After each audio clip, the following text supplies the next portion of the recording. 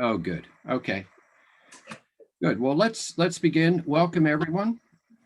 This is the regular meeting of the San Anselmo Parks and Recreation Commission. It's a couple of minutes after 7. We have some guests tonight, so we will get started now. We have Scott Schneider from the Public Works Department. We have Sean Condry, who's the director of that department. And George, I'm not sure how you pronounce your last name. It's Shryock. Rock, okay. And George is with us, going to be making a very interesting presentation. So having called the meeting to order, let's do a quick roll call. Jan Wu. Here. Jen Trahan. I know Jen's here. Oh yeah, she's on mute. But Yep, she's sorry. Okay. Ryan LaFrance. Here. Sorry, I'm late. Okay. Vance is not here yet. Eric Overa. Eric, are you here? Not yet. Maya Lynch. Here. Good, thank you. And Vance is not here yet. Okay, so we're underway. Has everybody had a chance to look at the minutes? We have a brief addition to the minutes. One of the items is missing from section 5A, number 4, that dealt with the pathway. Let me just read this modification to the minutes, which is that Kerr made a motion to form a Memorial Park Pathway Committee, which was seconded by Frost. The motion was approved. Kerr then made a motion to appoint Ann Politzer as chairperson of the committee, which was seconded by Frost. The motion was approved. So, and Christina, I have that information for you. Sorry, Rod, go ahead. No, that's fine. So with that modification to the minutes, all in favor of approving the minutes, say aye. Aye, or raise your hand. Anybody opposing the approval of the minutes? All right, with that, the minutes are approved. So this brings us to open time for public expression. Do we have anyone who would like to address? No, George, this isn't you yet. You're coming up. Anyone from the public who would like to address an item that is not on our agenda? Do we see anybody, Christina? No, okay. We'll keep that open till the end of the meeting. The number 5 is the Parks Report. And I understand that AJ is not able to be with us tonight. And due to a personal situation. So that'll bring us to item number 6, which is a presentation by George on the improvements to the trail from the Lansdale Playground. George, the floor is yours. All right, thank you, Rod Kerr. So I guess, can I start screen sharing? Okay, Christina, could you do that for him?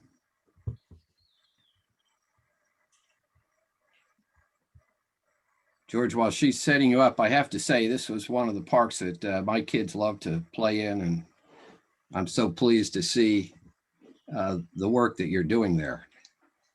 Yeah, And thank you. Yeah, very good to share it with us. Yeah, of course. Yeah, I used to go to this park sometimes too when I was younger.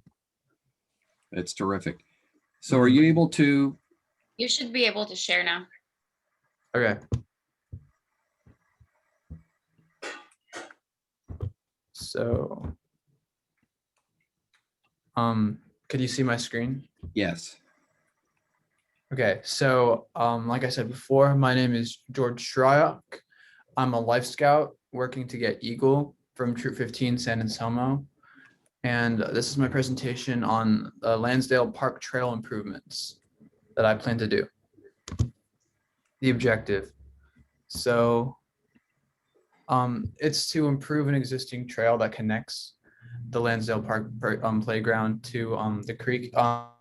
It's been there for a while, actually, the whole trail. Just over the years, a lot of people have littered in the area, and the vegetation has kind of grown into the path, so it's kind of hard to tell that it's even there. So I want to make it more clear and just make it a better trail in general. Okay, the project scope. So I want to place a sign at the entrance and one next to the playground. So the one next to the playground is going to be directing the people to the one at the actual entrance. People know where to go. Cleaning up trash because there's been a lot there accumulating over the years. Installing 17 wooden steps in total because there's a lot of steep regions going down to the creek area. So to make it easier to go down, I would like to install some steps spread out throughout the area. Clearing the vegetation because a lot of it's obstructing the path. Widening the path to about 5 feet. Yes, so the location map. So all of this in green is town-owned parcel. This is just kind of like a bird's eye view of it, of the area. It's zoomed in a bit. About like this region is where I will be doing the project. This is where the steps are going to be. So this is the first incline where it goes down. I have some steps there, here, along here. So this is the very top of it. This is the official entrance. This is where you get to once you pass the park from that other sign leading you to this one. We're going to need to call the underground service alert a week before the project happens because we need a bunch of utilities to be marked. So then we don't run into any pipes and possibly cause damage. And yeah, we need to do that by painting USA in white on the street next to the area we want to be marked. So this is looking up at the trail entrance. So like, as you could see here before, this is kind of going down. There's an incline right here that you can't really see, but here you can see it. This is kind of looking back. Here, we're gonna need 5 steps because it's gonna be pretty steep there. Here you can see all this vegetation, which I'm gonna have to clear out with my team. And yeah, this as well as the other parts will be widened to about 5 feet. This is approximately 5 feet. That's why it's widened out like that. And the following images are walking further down the path. So this is once you've turned around and continue walking down. Here, yeah, we're gonna have to widen this to 5 feet. The other parts, probably clear some of this vegetation. It's kind of hard to tell here, but this is actually going downhill. And here we'd want some steps so you don't fall over. Here's another area. This gets really slippery and it's also really steep. So it's going to be good to have 3 wooden steps there as well. This is another area that goes down to the creek. I'm planning on putting 2 sets of stairs here, 3 up here, 3 down here. It's going to be widened to about 5 feet. These are actually the same steps as these. They're just kind of at a different angle. This is once you've reached this bottom area. And then here, this would be widened to about 5 feet. So tools I will end up needing. These ones will be lent by the town, which will be shovels, rakes, sledgehammers, post hole diggers, and pruners. Other materials I will need. So stair treads, anchors, signposts, concrete for signposts, signs, large water bottle, 2 gallons about, or pail for the concrete.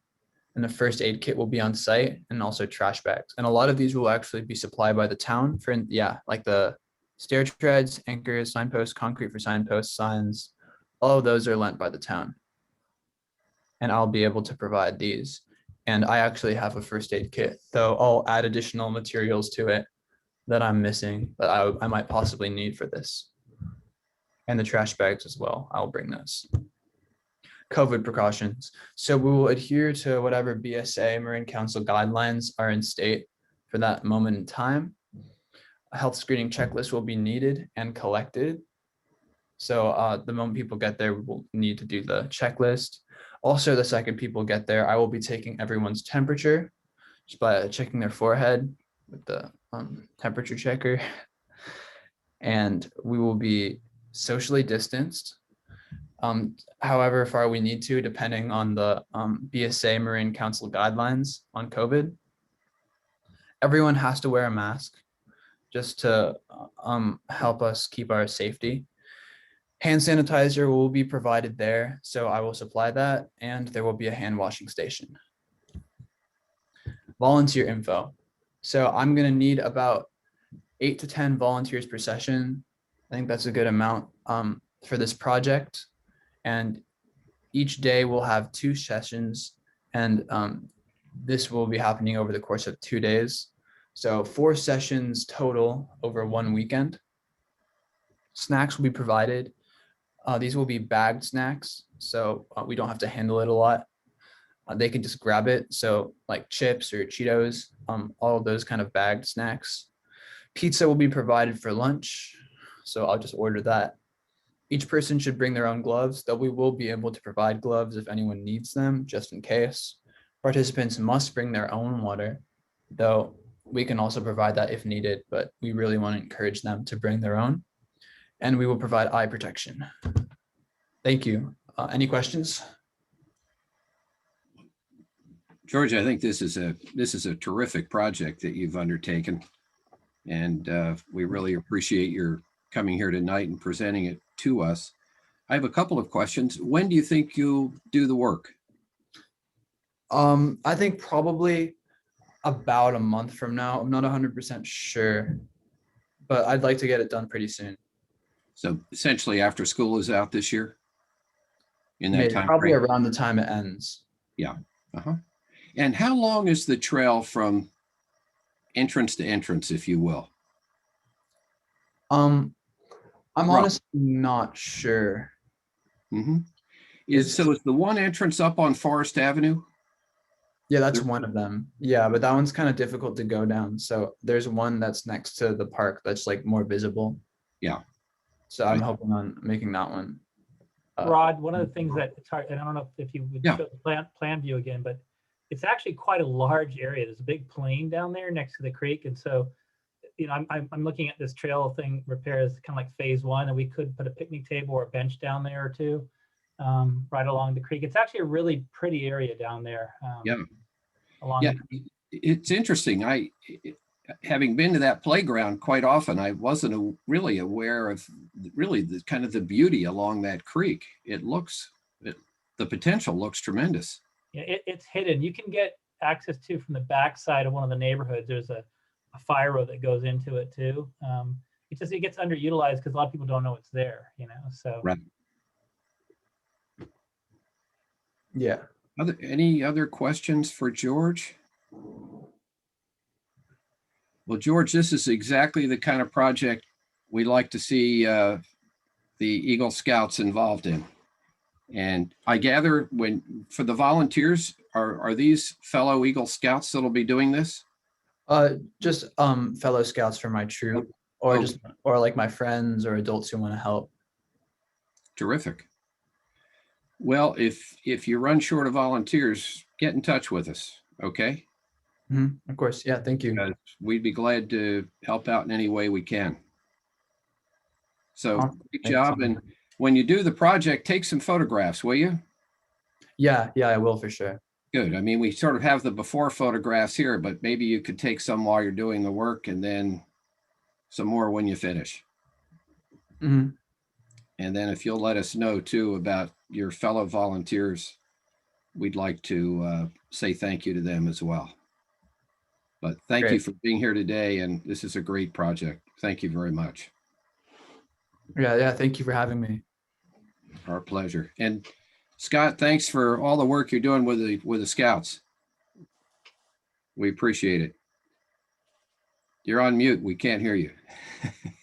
I said, sure, yeah. Okay, no, Scott's helping a lot of people all the time. I know So.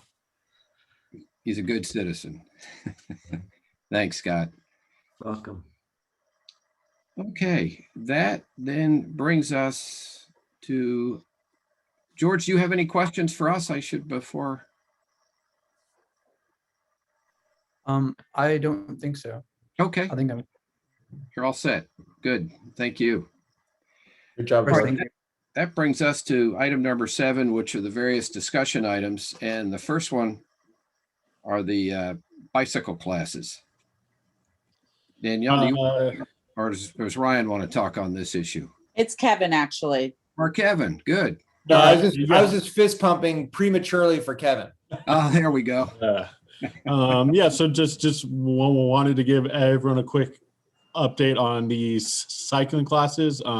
So we've been working with the Marin County Bicycle Coalition.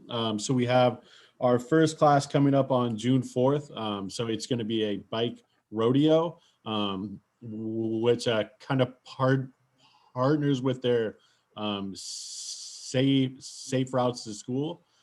So that is going to be on June 4th from 4:30 to 6:30 on the tennis courts. So using the one that's kind of falling apart a little bit. So we will be using that for the bike classes.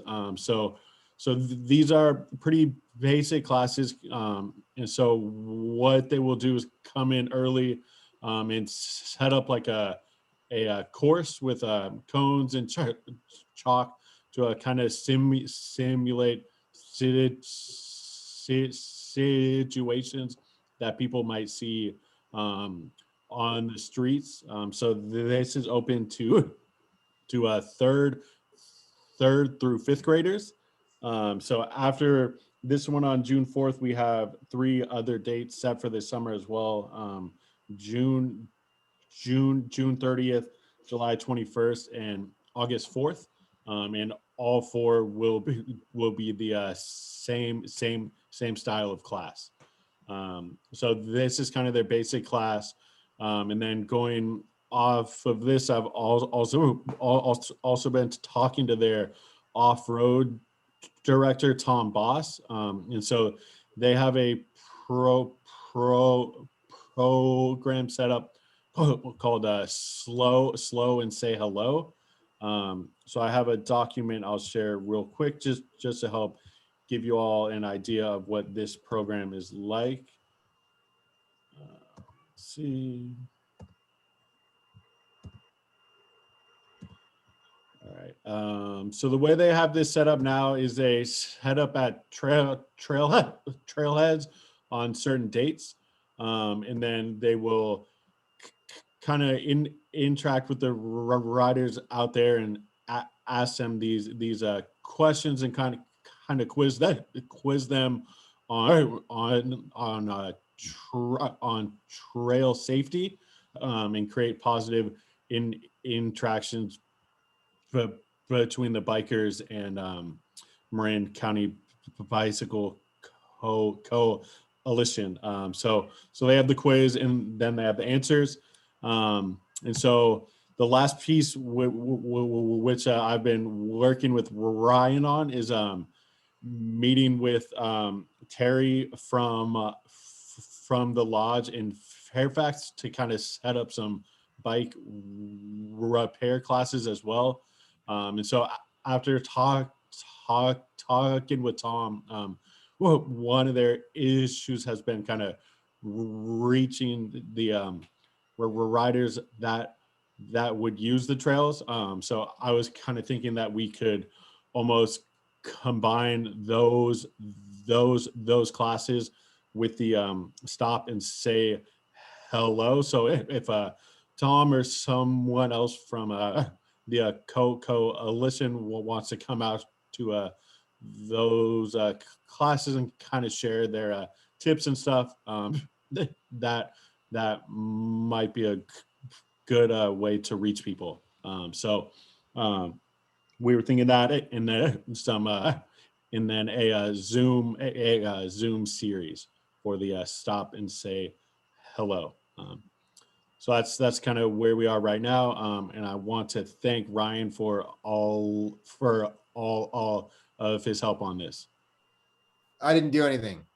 It's all Kevin. Yeah, I This is have the- to this say is- that Kevin really, just to, give Kevin some props and kudos. He really picked this up and all of you were super interested in it, and he ran with it and did it independent, worked with Ryan, and we have a great employee. We have several great employees, but Kevin really is a strong employee. So I want to thank him. Yeah. Thank you, Kevin. I'm so excited when Kevin sent me the live link. I don't know if you guys saw it. He sent me the live link yesterday, and so I signed both my kids up for it. I sent it to our administrator at the school district, and Kevin and I talked about it last week that you know how important it is for those kids. I mean, just last week I had to say something to the front office because like for the past month, there was this girl in my daughter's second grade class that just rides on the left side of the street to and from school every morning, wobbly, wobbly, wobbly, riding in flip-flops, which is a whole other thing for me. But then just kind of always on the left side of the road, riding against traffic and then just blowing right through stop signs. And it just like, I mean, it just freaks the living everything out of me. And so I said something, and they know of that girl and they've had complaints before. And it's so important that I think we have stuff like this available, you know, especially as the weather gets nicer and more kids are on bikes, because I've seen so many kids that just don't know the rules of the road. Right. Yeah. So I'm pumped. I think honestly, I know this sounds dramatic, but Kevin, I think this stuff's kind of saves lives, you know, if not in the near term, like in the long term, as they become, you know, as they bike more, you know. So Yeah. it's important. Yeah, I think it's critically important. I mean, I've been playing sports really my entire life, and the one sport where I've seen the most severe injuries, the most serious injuries, have been cycling. Yeah. And sometimes it's through no one else's fault, but other times it is. It's just not being a careful and vigilant cyclist. And frankly, when you're cycling, you have to be defensive because you just can't count on the cars giving you space. You can't count on even cars stopping properly at stop signs. So I think this is terrific. And Kevin and Ryan, really, we deeply appreciate your taking the bull by the horns on this and putting it in place. Well, it's all, like I said, it's all Kevin. Kevin's it's great. Well, you've been interested in this for quite some time. So Yeah. it was a combination of your interest and Kevin kind of executing on it.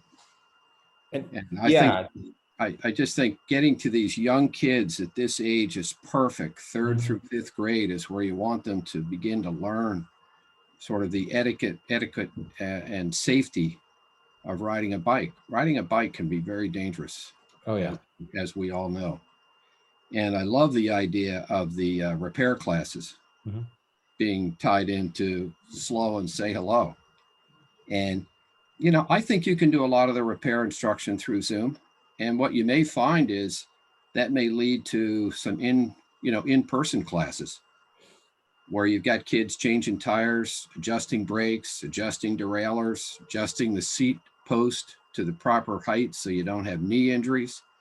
You know, getting the seat adjusted properly to the handlebars, so you're pedaling more efficiently. I love the idea of these classes. So thank you very much for putting it together. I may stop down and get a few tips from you.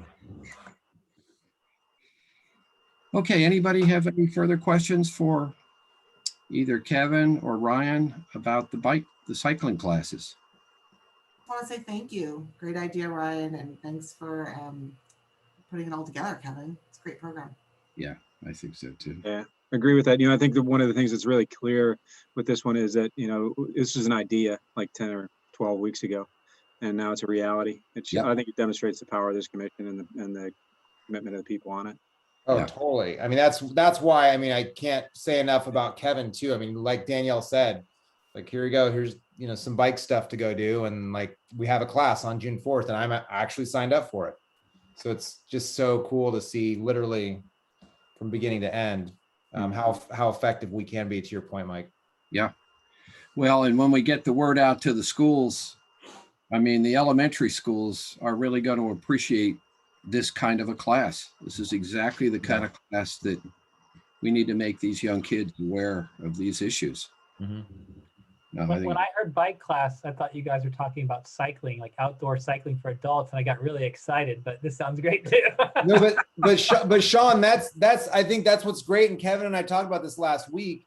This is kind of a great kind of gateway into that kind of field, I guess. Because yeah, I mean, ideally, like it'd be great to have a much more robust biking, mountain biking, road cycling, whatever program. But you know, with how Kevin got to work with Tom at the coalition, and this was just kind of a nice, according to what Kevin told me, it's just kind of a nice way to get started. And you know, so many of the kids in the community kind of rely on obviously our programming, and so it's in kind of a little audience there that we could tap into immediately. But yeah, Sean, I would love this, and I think Kevin too. I think we'd love to see this get bigger and become a thing. You know, That'd be in awesome. in the birthplace of mountain biking, of course. that's it. Okay.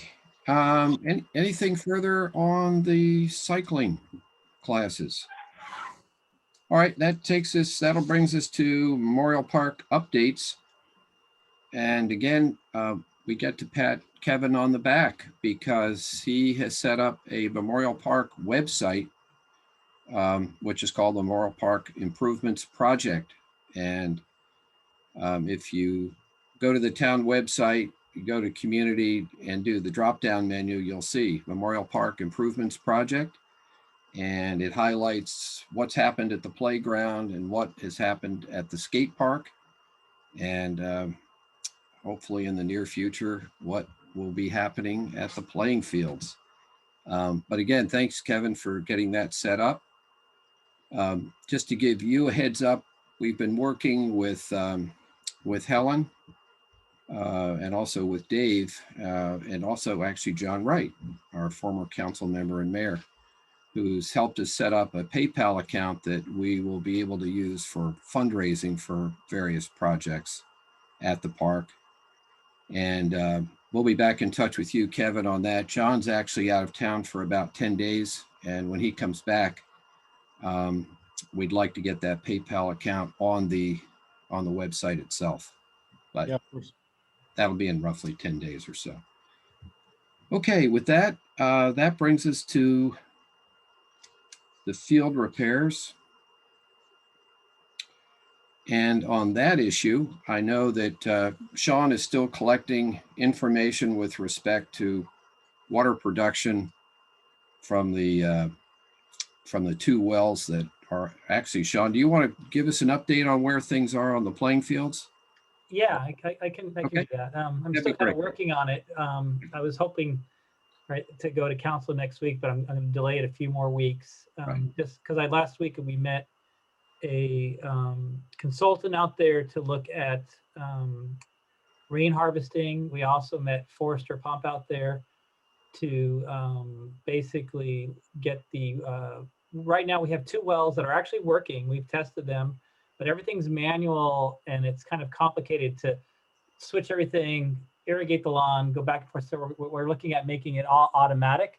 And I want to get another pump test going. It looks like in theory, the last pump test we did, they do about 8 gallons per minute. The two wells, it's a very tight aquifer, which means it has a low, to be an engineer, low transmissivity.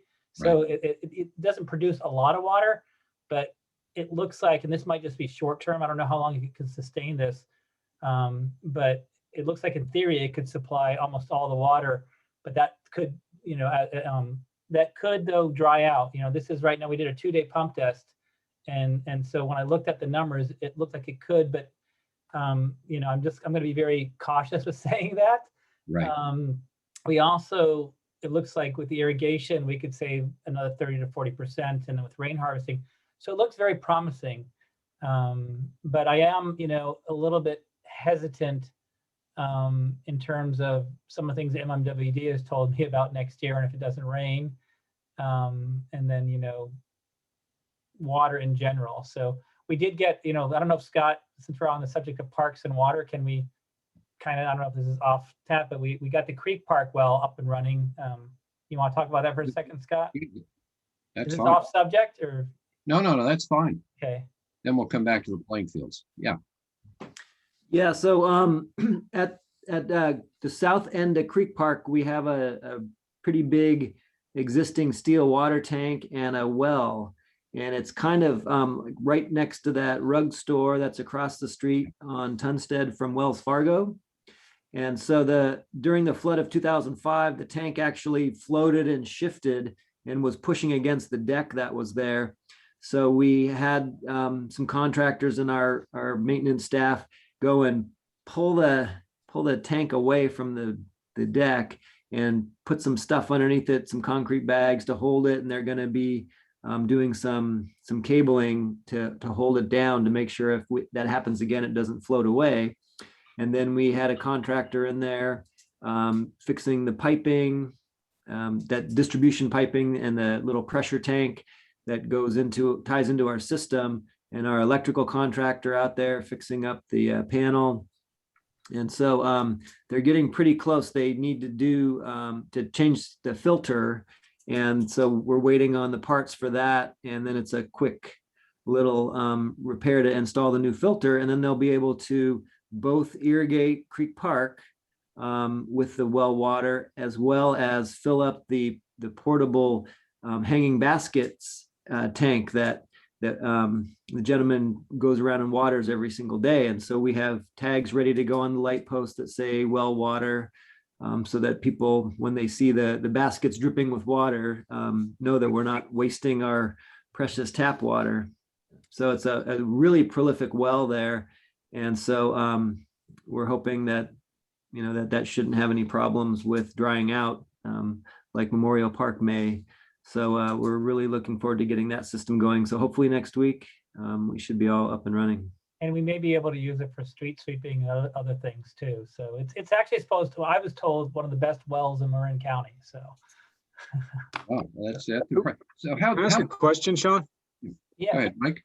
Can you, do you have to, are you limited to the parcel that the well is on in terms of use of the water, or can you tank it and truck it someplace else and use it on We another can tank it parcel? and truck it, yeah. And then we also, one of my dreams was to even connect it to the medians, like Red Hill median, for example, so. Okay. So like if you wanted to, if you got in a pinch, then you could water over at Memorial Park if there was a way to get enough water over there.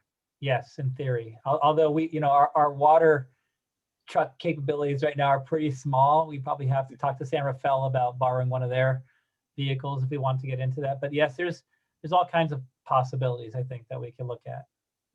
Okay. And then we've also been working with MMWD on recycled water. And so we're working on an application to them to get permission to take a water truck that we don't have yet. But if we did, we could drive to the different treatment plants and get a big truck full of recycled water. And then we're limited to use that on like medians and things like that, and not necessarily playing fields where kids are going to be playing. So it's more limited, but it's another tool that we can have, if things get really bad. Yeah. Well, that's great news on Creek Park.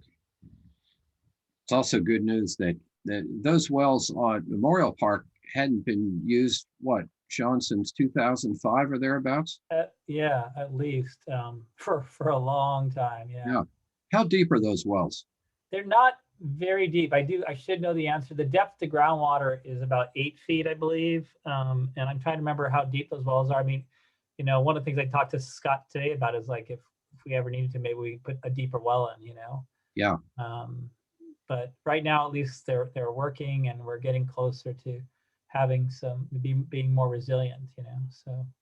Assuming that we can generate a significant amount of water from those two wells, and then we'll have the water savings, at least over time, from a new irrigation system, how much difficulty would we have in getting a variance from MMWD? In terms of using the water? Yeah, to do the work now and having to use. They are granting variances. I talked to them about that a few weeks ago. We also could look at reallocating our water resources from one area to another. There's different things we can look at doing like that. I haven't really gotten into that yet. I've been really just focusing in on trying to see what we can do with Memorial Park cost-wise. Like the rain harvesting looks like it could cost around 100K.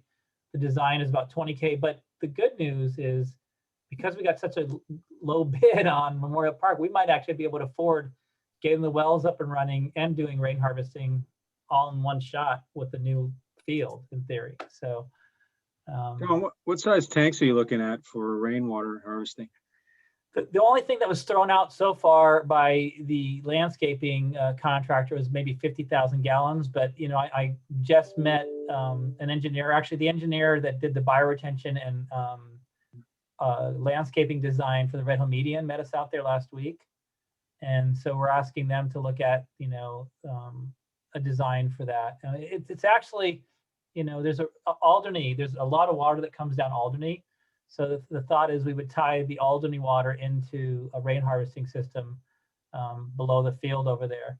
And then either, like I've heard different things where you either use the water directly pumping it into the above ground tank, and the above ground tank would have domestic water, rain harvesting water, and well water, or you also let the rain harvester basically recharge the aquifer that's there. So there's different things like that that we're talking about.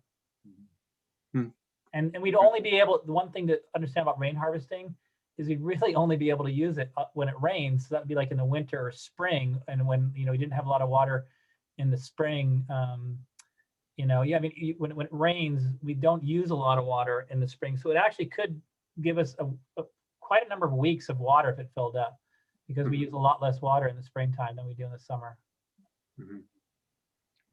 So, and the critical time for getting the turf to really take hold is what, about a 2 to 3 month period after it's rolled out?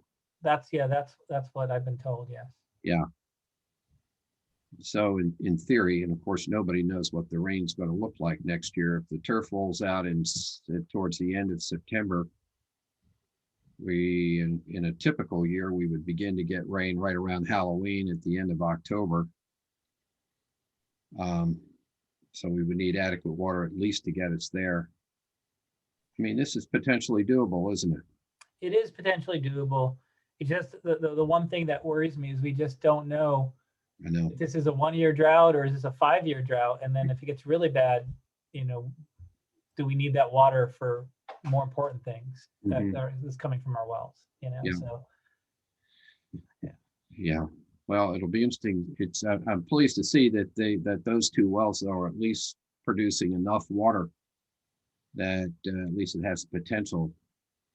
yeah, To me take too. I think with the 3 things, the rain harvesting, the wells, and a new irrigation system, I think there's quite a lot of potential there. So Good. Okay, and Sean, are you reasonably comfortable with the company that came in with that low bid? I am now, because actually because of this, I talked to them quite a bit and they seem very professional. One of the reasons their bid is lower is because they do almost everything in-house. I also think they, you know, there's one item that they were lower than everybody else, but it looks like they were the ones who actually got it right and everybody else got it wrong.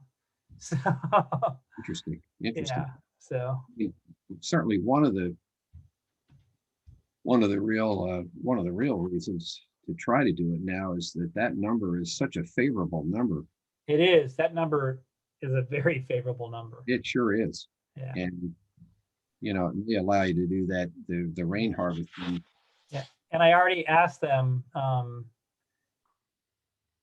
If they I already, do yeah, that. I already asked them if they would postpone a year, but they were like, no. That they even acknowledge that the bid is really good. So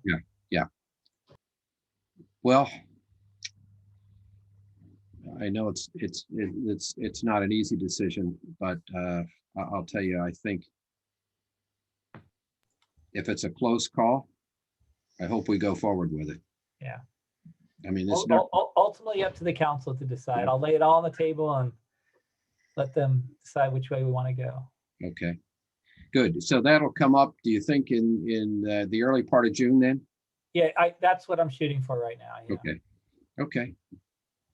Well, good. Well, thank you, Sean, and thank you, Scott, for being here tonight and bringing us up to date. Does anybody have any further questions for Sean or Scott?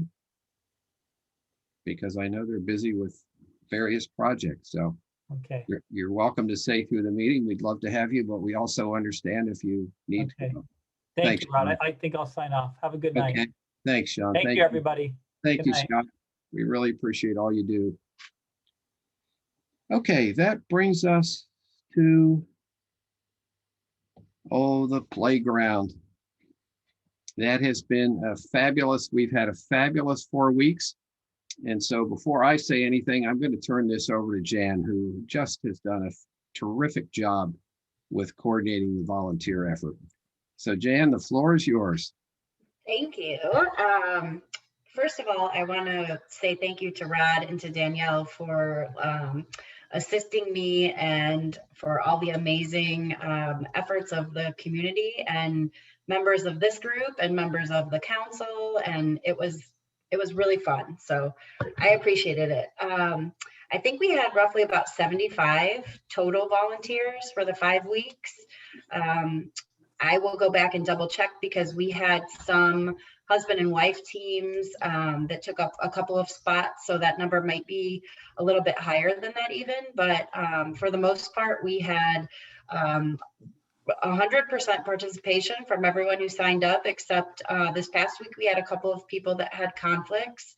The contractors were all amazing. The direction from Ron was fabulous from what I saw. And I think everyone that pitched in agreed that he knew how to keep things, good night.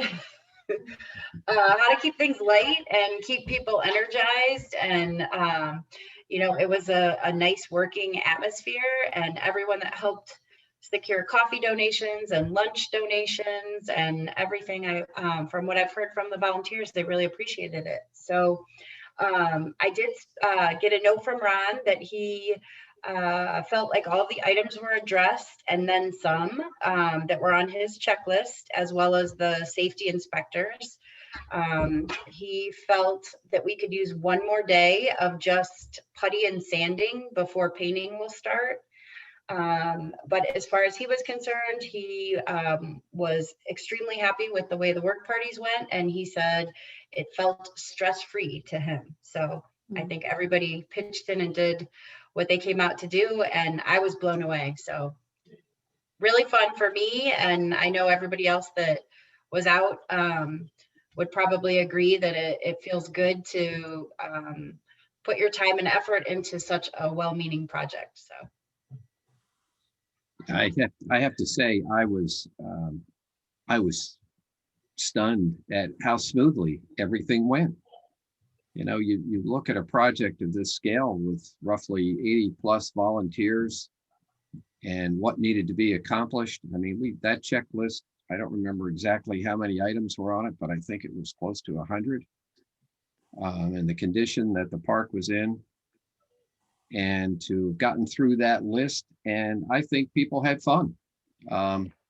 My sense was after I sent the thank yous to people, I got a number of responses saying how much they enjoyed it, and they would say, "Let me know when you need me again." So, really, on behalf of the Parks Commission and the town, I want to thank everybody who helped, and a very, very special thank you to Jan, who I thought did a terrific job. coordinating. Outstanding. Yeah. And not to mention how good her Rice Krispie treats, brownies, and cookies are. And the brownies. well, thanks. Oh, yeah, all good. It was all good. It All was good. really It just, was fun. It was a It lot of fun, and I loved working with all of you. So hopefully a lot more of that. yeah, well, I think, Rod, if Yeah. I can add something, Sure, Mike. I know that there were a lot of people who did a lot of work on this project, and I know that Danielle, it's part of your job and all, but I believe, you were there all 3 weeks that I was there, and I think you were there all 5. Taking names, and four, okay. But anyway, needless to say, I think you deserve a little bit of recognition, and thanks for taking your time out on Saturday 4 weeks in a row and helping out. Thanks. yeah, Dan, it was terrific. And Christina was there and taking photographs on the last day, and maybe we have some to show everybody. And the park staff, I Would you mean, like me to show you guys the one? yeah, that'd be great. Sure. Hang on.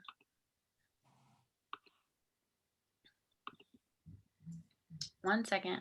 Sorry. I also loved how many people brought family members. It was great to see husbands and kids, and it Yeah. was really, really nice. It was. I mean, the kids really pitched in and did work. It's great. Yeah. The No, Boy Scouts. Yeah, I'm talking about my kids, my kids. I wish my son would do as much work around the house as he did Oh, down yeah. at the park. He was Joe was awesome. busy. Yeah, it was great. He was. Oh, here we go. This looks like maybe Saturday. That Yes, was Saturday. Saturday. Yeah, these are all the latest pictures.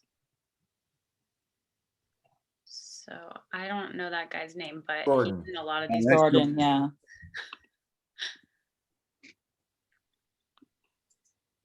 You know, there we were getting organized at the beginning. The zip line. I just tried to get pictures Yeah. of everything. So The yellow tags were where Mike and Joe and others were doing all of the epoxy work. That's great. That's great. Yeah. Ouch. Uh-huh. Oh, yeah, there we were getting organized at the beginning.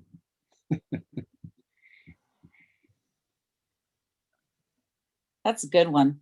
Mm-hmm. Oh, there we are. with Steve. Steve's in a lot of these photos. I'm not sure how that happened. Well, he's a politician. He's got to That's be, right? right. Yeah. Oh, no, here we are with the big ladder.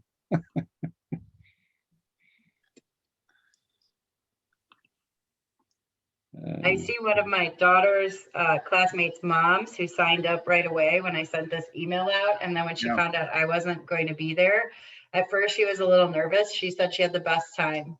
Oh, good. Good. She Aw. loved it. That's Angie.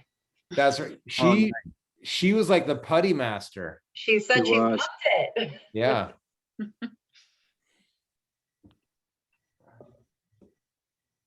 That's Mike's son. Yeah, Mhm. there's Joe. Mhm. Joe did a great job. Yes. Yeah. Those are from back in the beginning. I've showed you guys these ones before, but that's some of them, not all of them. And all his free time, I'm sure Kevin will post some new pictures. Right, Kevin? There's a lot on Yeah, I his can, plate, uh, but I can try to get that up maybe Thursday. yeah. When you have time. Good. Well, I must say, when you step back to fall of last year, when we were beginning to plan all of this, the playing fields, the playground, the skate park, I must say, I wasn't sure how much of it we could really get accomplished. But sitting here tonight, looking back on the last 6 weeks and really the last 6 months of the planning that went into all of this, I think it was a remarkable effort. And it really shows when a community has a common objective, and particularly when it relates to kids, people show up and we got the job done. So really, I will say so specific, Rod, to the commission and going back to Mike's comments earlier, this type of organization and getting the community together would not have happened without this commission. And especially with the skate park, because you guys did that kind of independent of any other department. But the playground without this commission would not have been nearly as successful. So, you know, you guys are really making things happen, and it's impressive. So I just want to take a moment to say that. thank you, Danielle. No, it really was a collective effort. So pleased with the way it happened. So if there's anything further on the playground, so we have a subcommittee of the Community Advisory Committee that's working on some color schemes for the playground. And so when those are, there'll be a public session where people can give some feedback on that. And then we'll set a date to do the painting, and obviously just before that, we'll have to do the prep. So there probably is one more session of work, one more work party, and then the painting will happen. So it's gonna look great. So anything further on the playground? Okay, good. So that brings us to the skate park. Is Lisa on, Christine? No? Okay. Let me bring everyone up to date on the skate park. So the original plan was to begin work April 7, try to finish by April 30, and to have somewhere between 5 and 7 skilled carpenters working each day during the week, Monday through Friday. And I have to say, I was a bit skeptical of whether we could do it. We knew we had the first week, not the first week, first 3 days in place, Wednesday, Thursday, Friday. And then we had some other days where Tim Musselman, for example, spent 12 days there, work days, weekdays. Well, we ended up, what happened was a momentum developed. People came in, they worked, they could see what was happening. That is, the old structures came down. We had a very good guy in Mark Lesky, who really is kind of a renowned skate park designer there. It was kind of a build design. He worked on it for the first 3 days, and then he had to fly back to Minneapolis. And then Will Hutchinson, who headed up the work crew, along with Jeremy, who was down here from Portland. Those guys were phenomenal. I mean, absolutely phenomenal. So I tried to check in once or twice each week, but always on a Friday, to see what progress was being made, what issues there were. These guys just solve things. And Sean Condry and his group, they were enormously supportive. And the result was on April 30th at 9:30 at night. If you went down there at 9:30 on Friday night, April 30th, there were headlights from trucks focusing on the different features in the skate park, so those guys could finish that night, which they did. And Jeremy was scheduled to return home to Portland on Sunday. So after we were at the playground on Saturday, we finished there around 3 o'clock. The volunteers, the guys who did all that work at the skate park, had a barbecue. So we went down there at 4:30, 5 o'clock, and then the magic took place. These guys are not just carpenters and skilled carpenters. They are great skateboarders. And so they got out there and they started working that half pipe, and it was one of the most exciting 45 minutes that I can recall. They were doing every imaginable trick that a skater can do on that new half pipe and having a great time enjoying their own creation. So it was just kind of a fitting conclusion to that whole effort that they put in. And I've been in touch with Lisa, and I know Danielle has as well, and so is Greg. And so we're going to put together a skate fest, which is similar to the ones we've done in the past. And the skate fest, not only will it have different events and competitions, but it will also be a tribute to the people who worked to make the skate park what it is today. The work is finished. Go down, take a look. They're all new features, and the kids are just enjoying it beyond belief.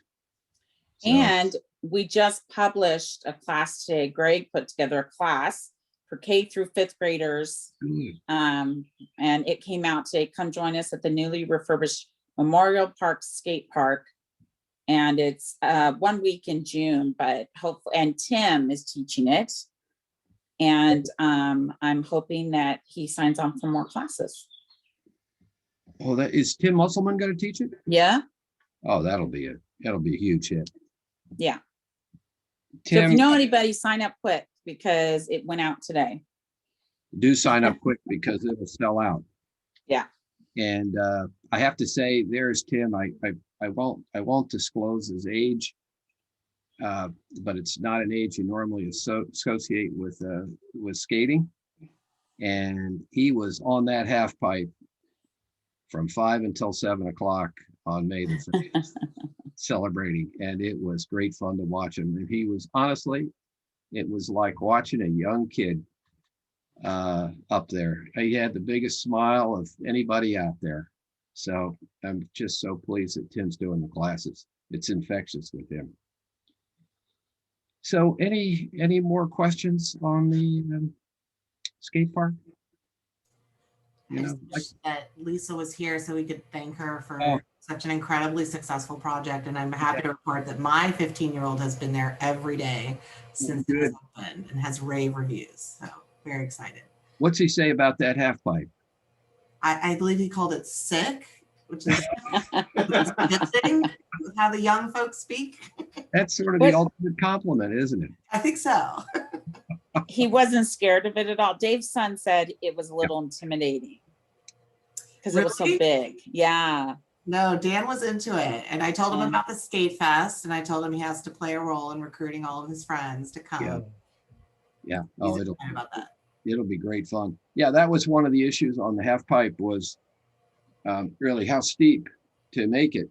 And this is where Mark Lesky really was helpful. And he said, really, if you really want to have a park that really appeals to all ages, you really need a certain steepness to it for it to be challenging and intriguing, really, for the teenagers and some of the better skaters. And it really is. I'll tell you, to watch Jeremy and those guys, it was phenomenal. I mean, they come right up to that edge, and they can not only come up to the edge, but slide that board on the same momentum all the way to the other end, and then drop down. It was fun. So, and I agree with Jen. Lisa has a lot of this has to do with her momentum from the building of the original skate park, and the way she has stayed in touch with this project and with the kids really right through until today. And she's the reason that Will Hutchinson was involved. And Will did a great job managing the project. He was there every single day. And the work went, frankly, without a hitch and stayed within our budget too. So another big success. Anything further on the skate park? Do remember, please tell kids they need helmets and pads. Really important, particularly now that we have, you know, some features that are a little bit more challenging. That brings us to the pathway. The pathway, really, there are no new developments on that. We're really waiting to see what happens with the playing fields. And we're going to be looking at different issues related to the path itself and putting some exercise stations. So we're actually getting some cost numbers on those, and we'll have more information for the commission at later meetings. Anything further on the park? We've covered a lot of details on the park tonight. Lots happened. Let's see. So that brings us to volunteer recognition. This is one where we really have got to put our thinking caps on, because we have a lot of people to thank. I'd say, as Jan mentioned, 75 people plus on the playground, probably at minimum of a dozen or more, including the skate park committee on the skate park, the town staff, you know, Danielle and her crew and the rec department. There are a lot of people to thank. So give some thought to how we can do that. My thought, and I mentioned this last time, I'd love to see us have something at the rec center and maybe even outdoors, but certainly in the rec center itself. And maybe we call it the Memorial Park All-Stars. because I think all these volunteers were true all-stars. And we could have it in the town newsletter. And I think what we can do on our commission meetings is say one evening, say each session we do a recognition, say for the people who worked on the playground, people who worked on the skate park, people who helped with the fields, the staff that's contributed to all of this. So give some thought to it. We can't do outdoor events quite yet because of the COVID restrictions. Those look like they're going to lighten up a little bit, if not considerably, on June 15, which is about when we're meeting next. So we'll have some ideas there, but give some thought to it. We need to say thank you to a lot of people. Christina, your hand's up. Yeah. I actually, have you guys noticed at Imagination Park, right in the back corner, there's a little wall and it has each leaf is it's like a thank you to everybody who donated to putting together Imagination Park, or who donated Right. with the organization of time or whatever.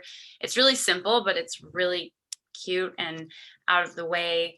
Like a nice little, like every leaf has a name on it. I actually walked by it the other day and I thought that would be kind of a cute idea. Nice idea. Yes. You know, what would be cute but like something that's not necessarily permanent, because donor versus like a volunteer is different. But like, what if we worked with the kids at our Parkside or in summer camp and like made something to put up that's like semi-permanent, Sure. you know, over at town hall. Like a banner or something, like art. Yeah, with like maybe felt leaves or something like that, or I don't know. Mhm. Look, these are good ideas. Yeah, let's funnel ideas to Danielle and Christina, and let's see if we can come up with something that we can kind of execute on at our June meeting. I am going to Because it would focus. be nice. Oh, Yeah, I go was just gonna say, we're working on our fall guide, and in it, instead of writing, I usually write some type of a community letter. I want to just focus on volunteers, and put all Good. the pictures that Christina took. So we talked about that as a staff, today, right? Today's Tuesday, yes, talked about it at staff meeting today. So maybe that, just, it's not going into print. That's the one problem. But it's a virtual guide. That's great. That's okay. That's okay.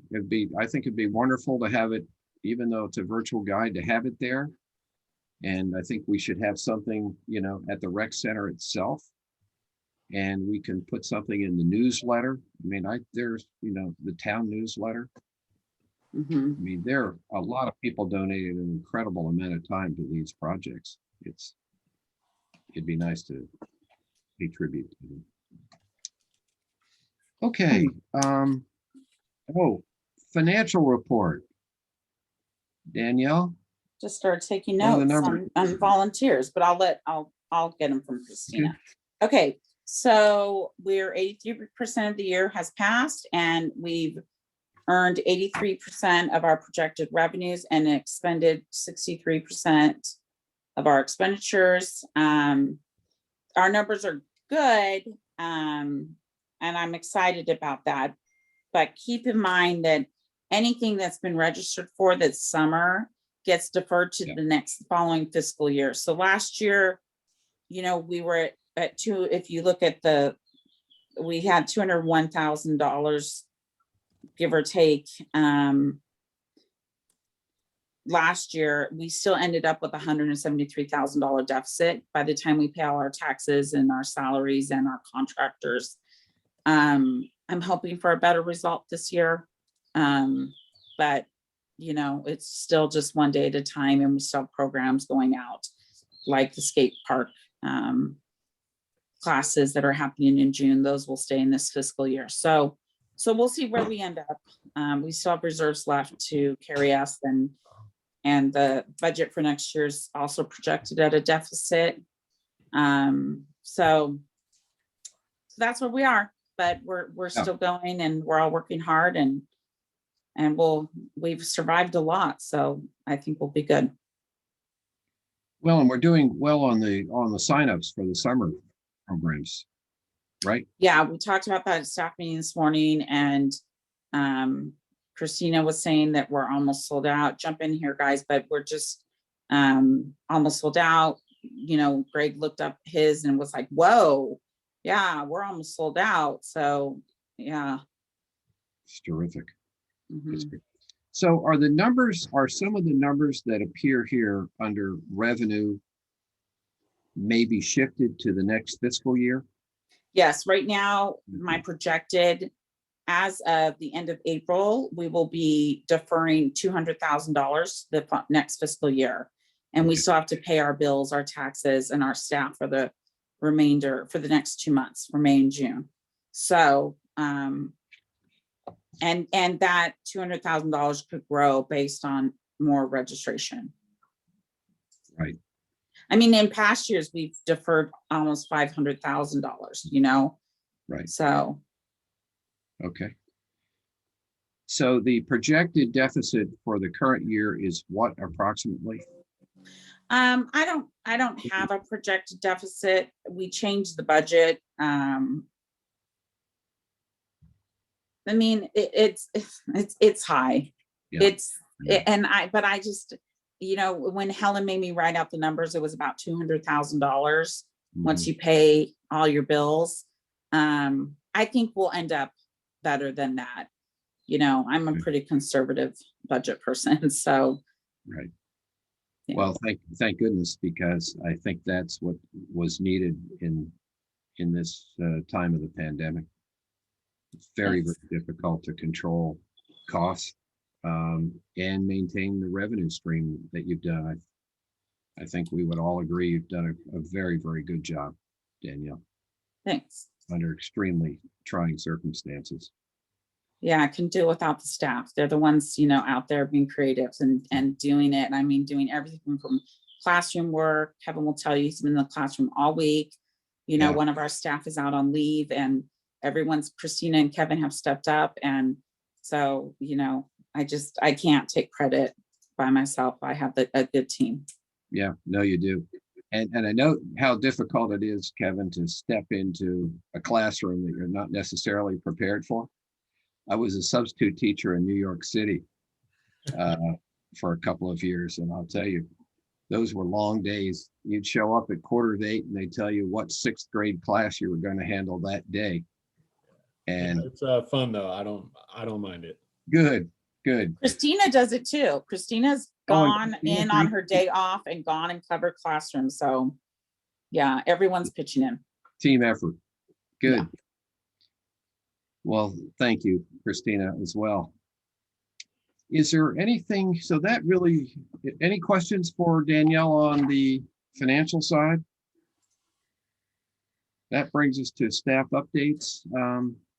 Anything further on that front? I always kind of cover it when we talk about our numbers, but you know, I would just say that we're waiting for the update on the June 15th. Today, the state came out. I don't know if anyone read it, that they're going to stick with their current mask policy and not go with the CDC recommendations until at least June 15th. They're thinking they'll probably change them on June 15th. So it's a very wait and see game until we get till June 15th. At staff meeting this morning, I am going full throttle. We as a team are going full throttle into fall, 100% registration back to our old numbers. And you know, you can do it now. You can cross children in different pods. You don't have to keep them in pods. You can do aftercare, you can do before care. So we're going to be returning to as many normal operations as we can. The June 15th will be interesting to see what the state puts out. And then also, you know, we're having for fall, we have to rebuild relationships. A lot of those teachers that were contract workers for us, you know, that was like 200,000 plus income.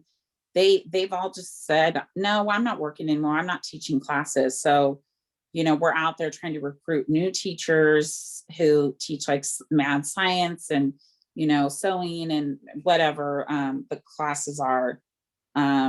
So that's kind of what's going on. We are opening to the public. We've been open to public on Mondays and Wednesdays the last couple weeks, and starting Monday, we will be open Monday through Thursday, our normal hours again. So that's kind of where we're at as a department. Good. It has not been easy, has it? No. I think it's been difficult for companies, for towns, cities, schools. It's been a very trying time. And actually on Saturday, not everybody was wearing masks all the time because there was social distancing. We're, I think, finally seeing some light at the end of the tunnel. And hopefully by Labor Day, things will be relatively back to normal. So with that, everyone, are there any particular agenda items? We'll be following through on a lot of these things projects that we've been talking about, but are there any projects or agenda items people would like to have added? Okay, good. I will just add one thing, Rod, to my report that, the mask wearing is very divided Yes. conversation. I sent out an email to the baseball and softball parents saying, continue to wear your masks through the end of the season. And I got some very angry emails back about science. And so I would ask for the commission's support through these transitional times again, where we are going to follow the state guidelines. The county is no longer setting policy. The CDC says, follow your local jurisdictions. So the county will follow state guidelines. And then I meet with the county department heads, and that's how we all kind of try to do the same thing across the county, so that there's not like one person doing something and no masks and everyone else is asking their kids to mask up. So, and we have to keep in mind that we are going to be serving the one group that is not vaccinated, right? Kids under 12. So I would just ask, as we start to transition and June 15th comes and the summer comes and fall comes, that if you hear something, call me, and just be supportive of our decision-making.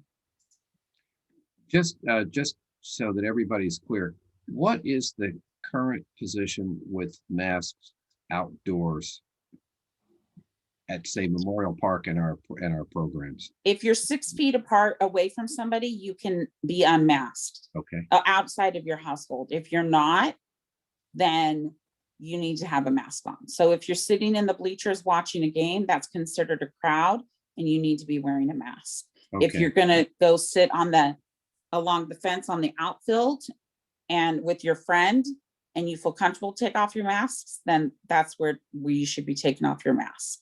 Okay. And does this apply even to people who are, quote, fully vaccinated? Yeah. Okay. That's the state guidelines. And it said in the press release today that, if you're not That's 6 the way feet I apart, but I just went to a meeting today with an organization, and I won't name any names, but I was with several, town employees, and this other organization had several employees there, and everyone said, is everyone vaccinated? Let's take off our masks. So I think you're going to see more and more of those types of situations. But as far as like a department, right now, we're still asking people in a crowd, in a situation, in a crowd, you have to put your mask on. Okay. Okay, good. Well, we need to set an example and encourage people to abide by that policy. Okay, well, good. We've covered a lot of ground tonight. Thank you, everyone, for a tremendous effort on all the projects and on what we have going forward. And with that, the meeting is adjourned. Good night, everyone. Night. Good night. Good night, everyone. See ya. Guys. Bye. Bye.